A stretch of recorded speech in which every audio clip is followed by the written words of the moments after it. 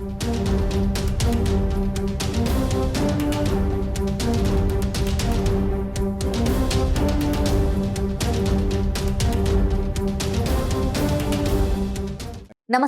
ఆసక్తికర రాజకీయాలకు కేంద్ర స్థానం కళ్యాణదుర్గం నియోజకవర్గం. 2009కి ముందు ఈ నియోజకవర్గం ఎస్సీ రిజర్వ్డ్ కేటగిరీలో ఉండేది. 2009లో జనరల్ స్థానమైంది. ఈ నియోజకవర్గంలో కళ్యాణదుర్గం, బ్రహ్మసముద్రం, సెట్టూరు, కుందుర్పి, కంబదూరు మండలాలు ఉన్నాయి.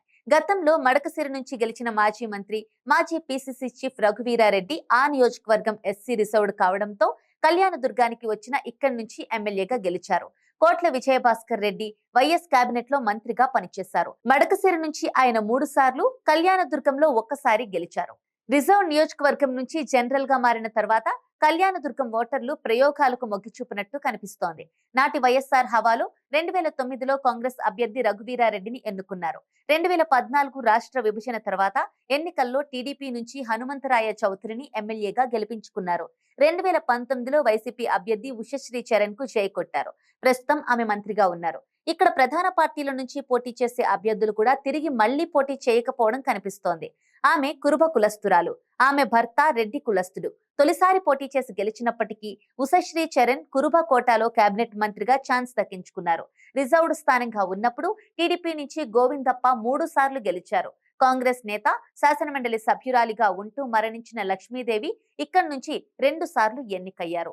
ఆమె మంత్రిగాను పనిచేశారు. సామాజిక వర్గాల వారీగా చూస్తే కళ్యాణదుర్గం నియోజకవర్గంలో బోయల జనాభా ఎక్కువ.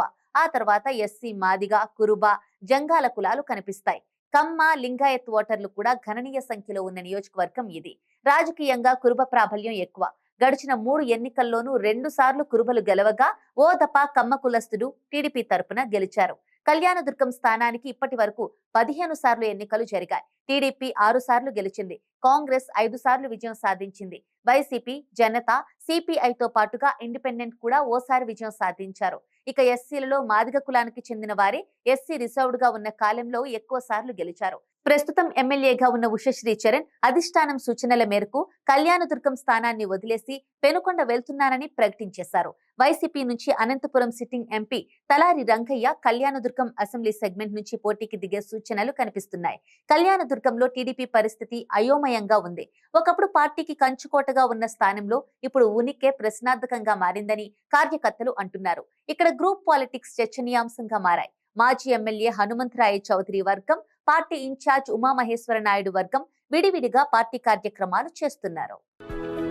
For more interesting updates, do like, share and subscribe to Volga News.